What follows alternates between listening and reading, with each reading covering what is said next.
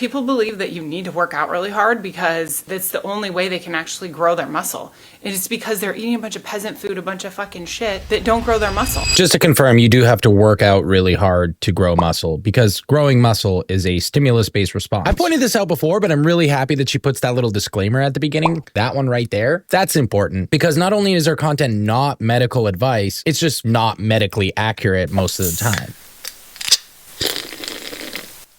Just filling myself with some peasant garbage so that I can continue to get through the rest of this video. This is the best, by the way, the absolute goated freaking energy drink. Crack. I mean, what's that thing that went really popular last year in the Primal community? Liver, right. That's peasant food. You know what else is peasant food? Oxtail. That was also peasant food back in the day. It's crazy that they prioritize these carbs to blow out their muscles, and it's meat, it's protein. I know they do protein too, but they don't do enough. They've never pushed the limit. Like, I eat 200 to 300 grams of protein a day, and I'm a size 26. This is one of those things that like almost sounds like it could be true, but it just is a nonsensical statement. It's a nothing statement. Because yes, in communities that eat more protein, you will typically have leaner, higher percentages of muscle mass, assuming that calories are equated. You could also consume higher amounts of carbs and lower amounts of fat. You do not need to consume meat. But for a lot of people, does it culturally make sense? Yeah. Do you need to call something peasant food? No, but that just scratched your elitist itch. By the way, I would pay money to watch her eat 300 grams of protein in a day. Does she do it sometimes? Maybe, but she doesn't do it consistently. Why? 300 grams of protein a day is 1,200 calories in and of itself. If she did that consistently, is it possible? Yes. But consuming it in the way that she is suggesting, what cut of meat is that? Let's do some quick maths here. Boom.